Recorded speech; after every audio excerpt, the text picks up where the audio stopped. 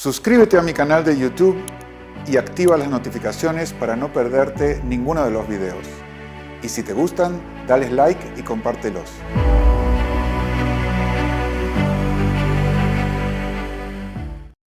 Y es que no se puede cambiar el pasado. Total. No, pero el pasado yo digo que sí se puede cambiar.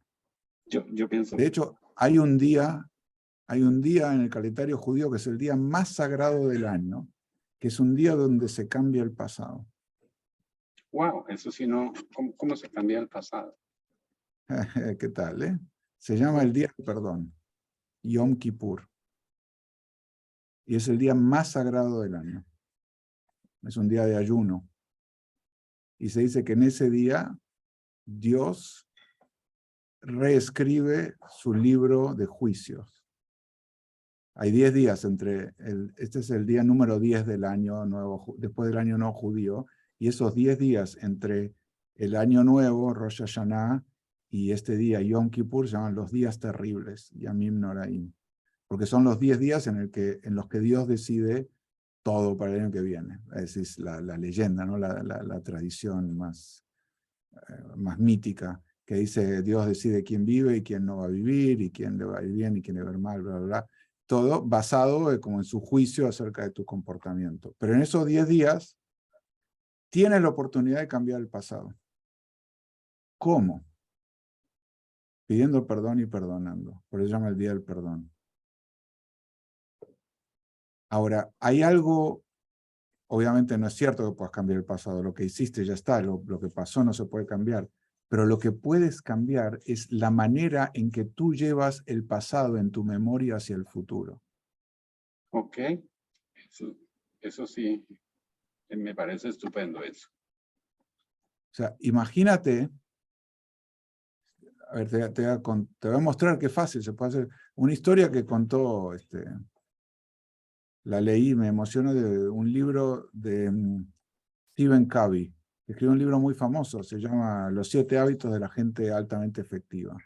Correcto. Un hombre muy, muy prolífico, muy famoso. Uh-huh.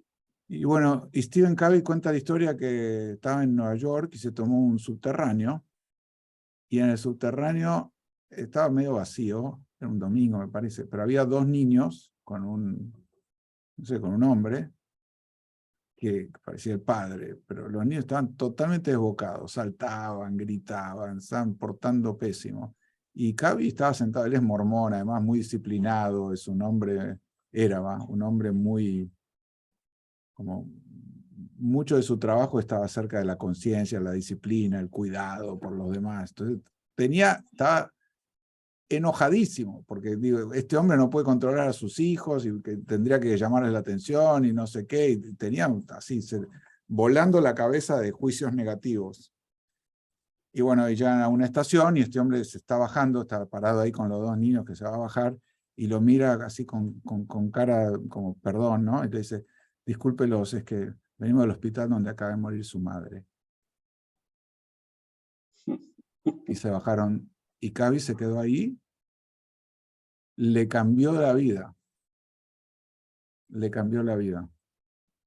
Ahora, lo que pasó en el tren no cambió, pero la manera en que él interpretaba lo que pasó en el tren cambió radicalmente.